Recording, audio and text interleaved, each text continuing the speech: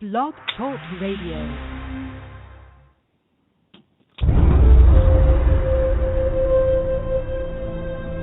He is the last of his kind.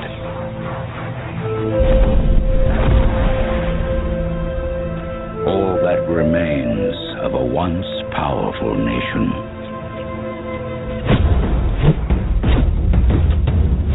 Some think he is a myth.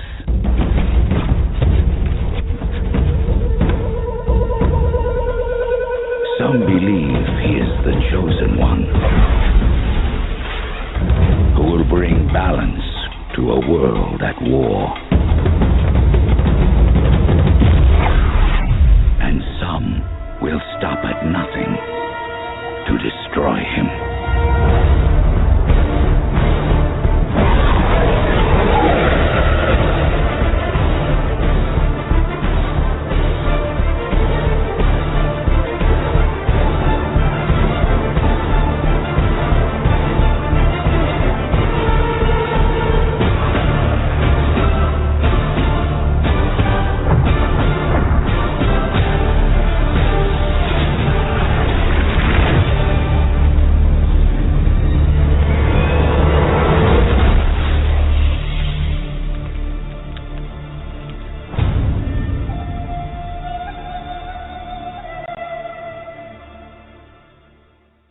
Welcome, Morris, to Morris Talk Live 100. I'm your host, TARHAKA Amana El Bay, and today we will be dealing with driving, traveling, birth certificates, and the secrets of legalese. Now, we're dealing with the following. What is legalese? What exactly is a driver? What's the difference between a driver and a traveler? What's a traveler? What is a birth certificate exactly? The reason I want to go back over this is because I get a lot of phone calls and with people trying to exercise their freedom of right to travel. I want to lay this thing out, but I also want to bring to the broadcast today some people and some plugs on information in regarding your freedom of right to travel, so we can get a clear and concise understanding of that, the birth certificate, all the information on that. We got a lot of people, they're thinking, okay, we get this birth certificate, we can cash this thing in, it's worth millions of dollars, and we should be able to get the money and all this kind of business. Okay, so we want to deal with that today. And keep in mind, if you have any questions during the broadcast, the number to dial into this broadcast is 310-982-4184. That's 310-982-4184. Go ahead and dial in, press 1 on your phone, and that'll put you in the queue. I know you are on the air and you got something to say. Okay? All right. Now, when it comes to, and I want to lay this out the way that I did this. Been there, done that. What I did was I investigated all of the lawful.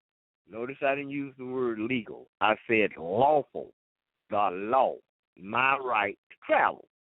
And I gathered these Supreme Court cases on my right to travel and all the information that I could find on my God-given right to travel. This is not something that a man gave me or somebody said I can do. Now, you got a right to do this. This is a God-given right for you to be able to go from point A to point B.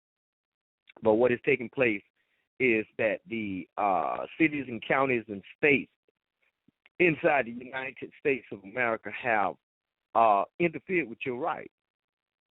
See, there was a time when the only individual that needed a driver's license, as far as I could see, especially back in the 50s and 60s, was a policeman. Not nobody else, just them. But undoubtedly they wasn't making enough money, so what they decided to do is to make it illegal. Notice the word legal. It's still lawful. Illegal for you to travel in your conveyance without having their permission.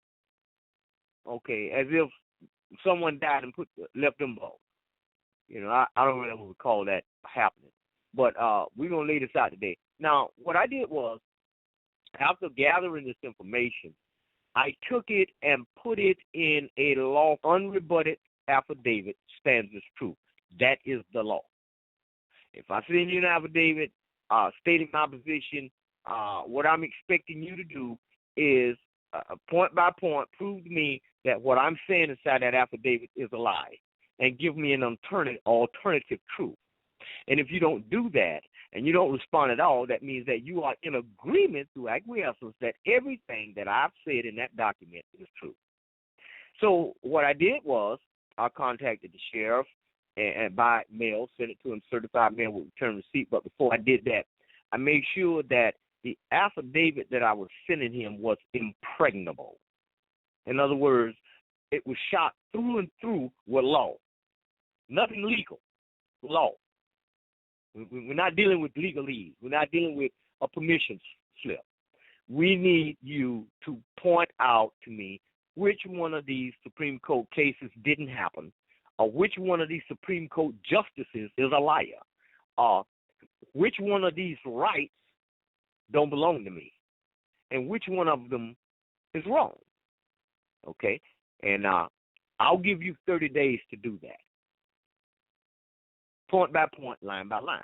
And then within the confines of this document, I will place one of the most impregnable pieces of information that explains my position on not only the driver's license, but marriage license, children, schools, you name it, is in there. And I need you to prove to me that this is a lie. I'm not talking about a public policy. That doesn't have anything to do. Talking about statutes and ordinances, because statutes and ordinances is just that, statutes and ordinances, not law. So I'm going to send you this, and first of all, I'm giving witnesses to put their signature on that, and then I'm going to get a notary to put his signature and a stamp on that, then I'm going to send that to you certified mail. Now, I also, within the content of this affidavit, I'm going to make you reliable in the event that you interfere with any of my rights to travel. I'm going to put a price tag on that. If I'm detained, I need $5,000. If I'm searched, I need $5,000. If I'm abducted, I need $50,000. If I'm handcuffed, I need another $5,000. If I'm photographed without my express written permission, I need $5,000. Handcuffed, $5,000. If I'm put in a cell, another $5,000, concrete and bars. If my human rights are violated, I need an additional $50,000. If my nationality is violated, I need another $50,000. The unauthorized use of my personal property, which is my all caps franchise, I need another $50,000. Okay. And I need you to rebut this affidavit in 30 days and get that back right on back to me. And I need you to send it back to me, certified mail with return receipt. That's what I need you to do. And I'm requesting that you put me on a no-stop list. So now you got a choice. You can take a chance on violating me and get sued, or you can put me on a no-stop list and let me go on about my business. Because according to what I've learned about law, it is the law states that you don't need a driver's license to travel. You do not need a tag on your vehicle to travel. Insurance is not mandatory according to the law.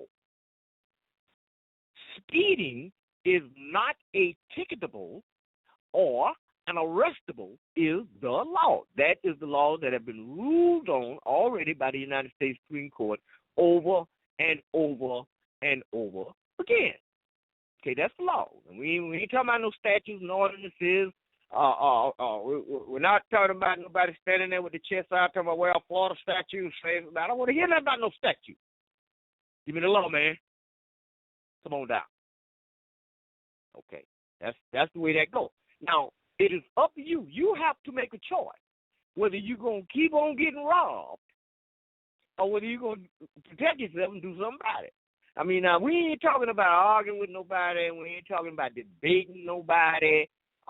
We ain't talking about doing none of that. We just going to put it in the paper, send it there to you. It's your move. The ball is in your court. You violate, we going to the head. We're going straight on down and do what we're going to do. As I see this affidavit, I'm looking for a rebuttal to the affidavit in the 30-day time period. If I don't get that, then I'm going to send you a notice of fault with an opportunity to cure, giving you an additional 5 days on that. If I don't hear from you then, I'm going to, and if you don't respond at all, I'm going to send you a certificate of non-response. Them coming back 5 days later and send you a notice of fault and dishonor if you don't respond again, along with another certificate of non-response. So I'm going to stack this paper up and so that I will have every piece of proof clearly showing that I've given you every opportunity to do the right thing. The final piece of paper, I'm going to send you the certificate of non-response, after the notice of fault and dishonor. All the dates, time stamps, everything sent certified mail. I got all the return receipts, all of that. You never can't say you didn't get it. You can go get a lawyer if you want. It ain't gonna be no difference. But we ain't talking about what's legal. We're talking about the law. Okay? And there's a difference. And so when we study that and lay that down and go ahead and protect ourselves, then we can get out there on the pavement and we don't have to be looking over our shoulder all the time. I mean, when I got there, now I'm telling you, now it ain't gonna be no more fun. Okay, me and the popo, we ride bumper to bumper on down the road. You know, I park where I want to park, or you know, I go in where I want to go, stay long as I want to. You know, they would do that. But ain't none of this business about cutting on no lights and pulling me over and see drive like that. No, don't do that. Don't get your boss sued. Don't get him sued. Let's go down to our first commercial, and I'll be right back. Y'all hold on. Okay, check this out. The entire U.S. operates on contracts. Everything is about a contract. We have to learn how to create our own contracts and enforce them instead of always being a victim of somebody else's contracts they enforce. Let's launch some of our own. Go to www.newdebtelimination.com. Contact me, TARHAKA, Monterey Bay, 904-303-9061. We don't have to continue to be a victim. We can do something about this thing, man. And once you learn the rules of the game and you learn how to formulate your own contract and how to enforce them, it's on and popping. Give me a call, 904-303-9061 before 7 p.m. Eastern Standard Time. Go to newdebtelimination.com.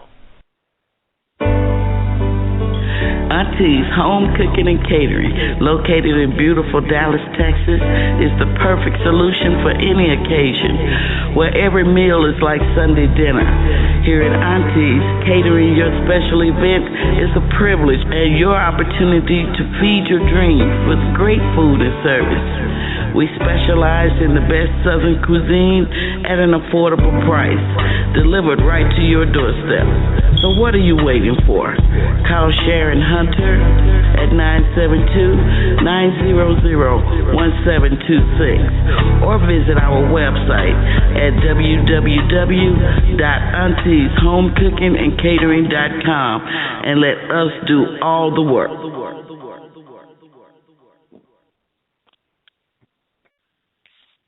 Okay, we back. Now, the only thing that I'm talking about here is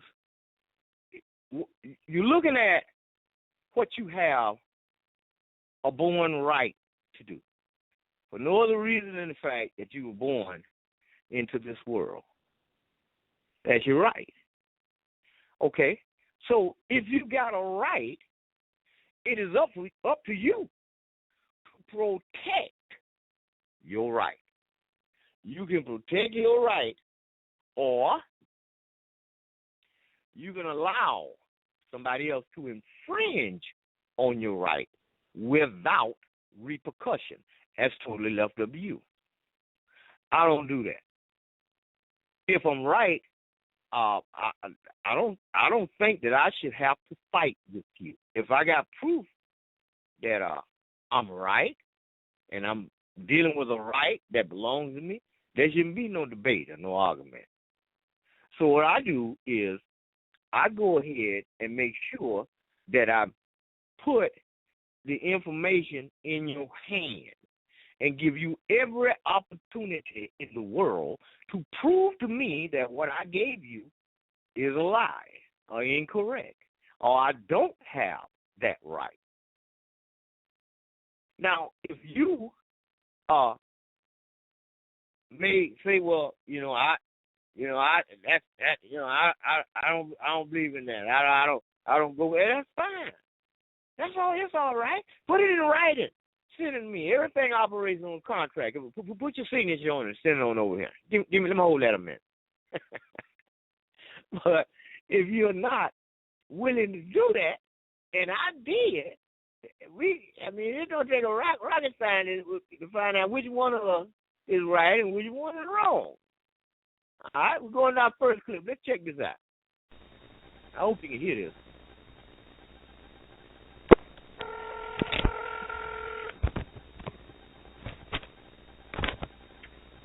Secretary of State, Jesse White, talk to.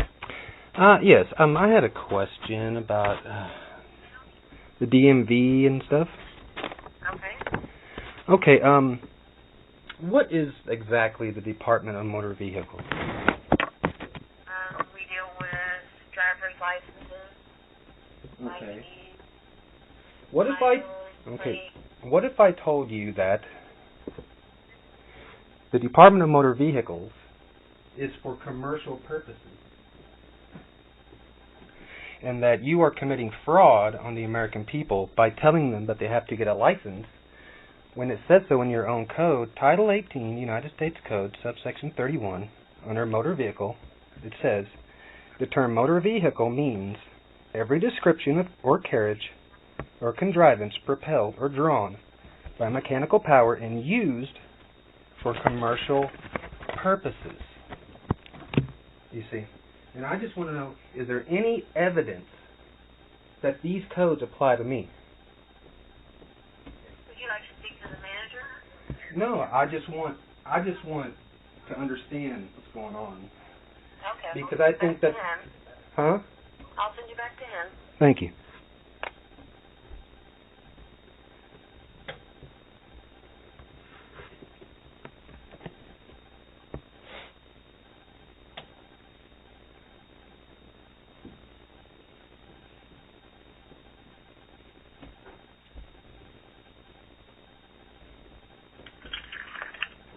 Hello, this is Mark. Yes, hi. I just talked to somebody a minute ago, and I had a question about the Department of Motor Vehicles. Okay, what kind of question? Can you provide physical evidence that the Department of Motor Vehicles applies to me? I'll have to let you... What do you mean applies to you? Well, what is a motor vehicle exactly? Do you know? A motor vehicle, Secretary of State's office, for a privilege to be able to get a driver's license or register a car in your name. Okay. What if I told you that under your own United States Code that it tells on you that a motor vehicle is for commercial purposes? I'll have to give you the phone number for Springfield.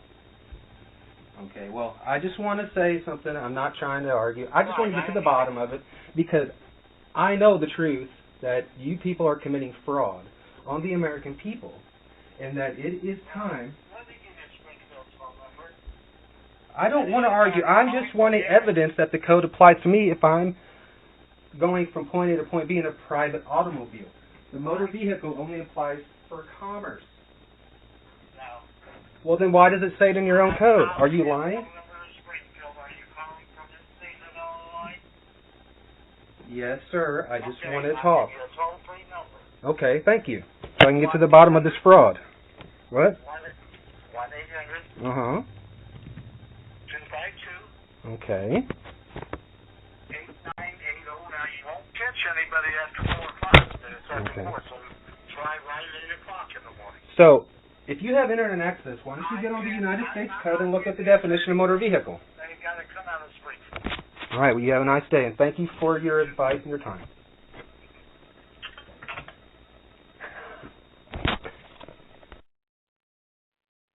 Okay, there you have it.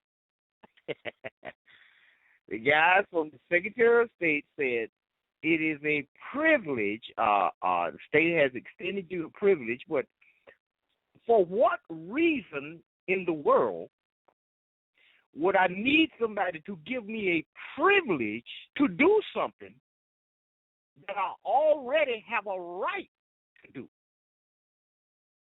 That's not making any sense to me.